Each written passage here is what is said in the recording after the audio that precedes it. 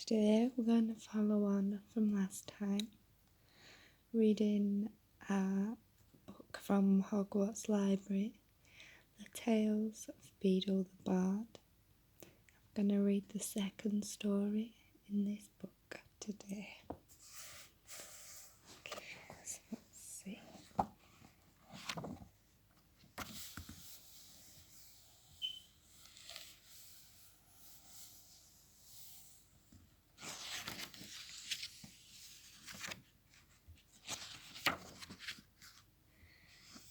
Last time we read The Wizard and the Hopping Pot.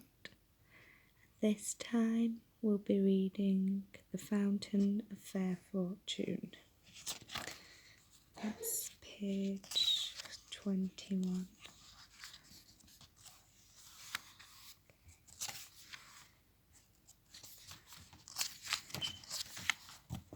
Here we go. The Fountain of Fair Fortune. High on a hill in an enchanted garden, enclosed by tall walls and protected by strong magic, flowed the Fountain of Fair Fortune. Once a year, between the hours of sunrise and sunset, on the longest day, a single unfortunate was given the chance to fight their way to the fountain, bathe in its waters, and receive fair fortune forevermore. On the appointed day, hundreds of people travelled from all over the kingdom to reach the garden walls before dawn. Male and female, rich and poor, young and old, of magical means and without, they gathered in the darkness, each hoping that they would be the one to gain entrance to the garden. 3 witches, each with her burden of woe, met on the outskirts of the crowd and told one another their sorrows as they waited for sunrise. The first, by name Aisha, was sick of a malady no healer could cure. She hoped that the fountain would banish her symptoms and grant her a long, happy life. The second, by name Atheda, had been robbed of her home, her gold and her wand by an evil sorcerer. She hoped that the fountain might relieve her of her powerlessness and poverty. The third, by name Amata, had been deserted by a man whom she loved dearly, and she thought her heart would never mend. She hoped that the fountain would relieve her of her grief and longing. Pitying each other, the 3 women agreed that should the chance befall them, they would unite and try to reach the fountain together. The sky was rent with the first ray of sun, and a chink in the wall opened. The crowd surged forward, each of them shrieking their claim for the fountain's benison. Creepers from the garden beyond snaked through the pressing mass and twisted themselves around the first witch, Aisha. She grasped the wrist of the second witch, Atheda, who seized tight upon the robes of the third witch, Amata. And Amata became caught upon the armour of a dismal-looking knight who was seated on a bone-thin horse. The creepers tugged the 3 witches through the chink in the wall, and the knight was dragged off his steed after them. The furious screams of the disappointed throng rose upon the morning air, then fell silent as the garden walls sealed once more. Aisha and Altheda were angry with Amata, who had accidentally brought along the knight. Only one can bathe in the fountain. It will be hard enough to decide which one of us it will be without adding another. Now, Sir Luckless, as the knight was known in the land outside the walls, observed that these were witches, and having no magic nor any great skill at jousting or duelling with swords, nor anything that distinguished the non-magical man, was sure that he had no hope of beating the three women to the fountain. He therefore declared his intention of withdrawing outside the walls again. At this, Amata became angry too. "Faint heart," she chided him, "draw your sword, knight, and help us reach our goal." And so the three witches and the forlorn knight ventured forth into the enchanted garden, where rare herbs, fruit, and flowers grew in abundance on either side of the sunlit paths.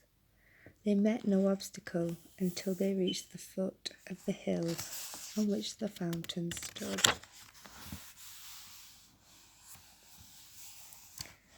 There, however, wrapped around the base of the hill, was a monstrous white worm, bloated and blind. At their approach, it turned a foul face upon them, and uttered the following words: "Pay me proof of your pain." Sir Luckless drew his sword and attempted to kill the beast, but his blade snapped. Then Althea cast rocks at the worm, while Aisha and Amata essayed every spell that might subdue or entrance it. But the power of their wands was no more effective than their friend's stone or the knight's steel. The worm would not let them pass. The sun rose higher and higher in the sky, and Aisha, despairing, began to weep. Then the great worm placed its face upon hers and drank the tears from her cheeks. Its thirst assuaged, the worm slithered aside and vanished into a hole in the ground. Rejoicing at the worm's disappearance, the three witches and the knight began to climb the hill, sure that they would reach the fountain before noon. Halfway up the steep slope, however, they came across the words cut into the ground before them: "Pay me the fruit of your labours." Sir Luckless took out his only coin and placed it upon the grassy hillside, but it rolled away and was lost. The three witches and the knight continued to climb, but though they walked for hours more, they advanced not a step. The summit came no nearer, and still the inscription lay in the earth before them. All were discouraged as the sun rose over their heads and began to sink towards the far horizon. But Althea walked faster and harder than any of them, and exhorted the others to follow her example, though she moved no further up the enchanted hill. "Courage, friends, and do not yield," she cried, wiping the sweat from her brow. As the drops fell glittering onto the earth, the inscription blocking their path vanished, and they found that they were able to move upwards once more. Delighted by the removal of this second obstacle, they hurried towards the summit as fast as they could, until at last they glimpsed the fountain, glittering like a crystal in a bower of flower and trees. Before they could reach it, however, they came to a stream that ran round the hilltop, barring their way. In the depths of the clear water lay a smooth stone bearing the words: "Pay me the treasure of your past." Sir Luckless attempted to float across the stream on his shield, but it sank. The three witches pulled him from the water, then tried to leap the brook themselves, but it would not let them cross, and all the while the sun was sinking lower in the sky. So they fell to pondering the meaning of the stone's message, and Amata was the first to understand. Taking her wand, she drew from her mind all the memories of happy times she had spent with her vanished lover, and dropped them into the rushing waters. The stream swept them away, and stepping stones appeared, and then the three witches and the knight were able to pass at last onto the top of the summit. The fountain shimmered before them, set amidst herbs and flowers rarer and more beautiful than they had ever seen. The sky burned ruby, and it was time to decide which one of them would bathe. Before they could make their decision, however, frail Aisha fell to the ground. Exhausted by their struggle to the summit, she was close to death. Her 3 friends would have carried her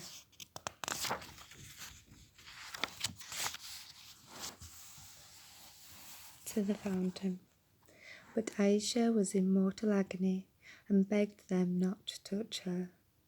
Then Althea hastened to pick up all those herbs she thought most hopeful, and mixed them into a luckless gourd of water, and poured the potion into Aisha's mouth. At once Aisha was able to stand. What was more, all of her symptoms of her dread malady had vanished. "I am cured," she cried. "I have no need of the fountain. Let Althea bathe." But Althea was busy collecting more herbs in her apron. "If I can cure this disease, I shall earn gold aplenty. Let a martyr bathe." Sir Luckless bowed and gestured a martyr toward the fountain, but she shook her head. The stream had washed away all regret for her lover, and she saw now that he had been cruel and faithless, and that it was happiness enough to be rid of him. "Good sir, you must bathe as a reward for all your chivalry," she told Sir Luckless. So the knight clanked forth in the last rays of the setting sun, and bathed in the fountain of fair fortune. Astonished that he was the chosen one of hundreds, and giddy with his incredible luck, as the sun fell below the horizon, Sir Luckless emerged from the waters, with the glory of his triumph upon him, and flung himself in rusted armour at the feet of a martyr, who was the kindest and most beautiful woman he had ever beheld. Flushed with success, he begged for her hand and her heart, and a martyr, no less delighted, realized that she had found a man worthy of them. The 3 witches and the knight set off down the hill together, arm in arm, and all 4 led long and happy lives, and none of them ever knew or suspected that the fountain's waters carried no enchantment at all.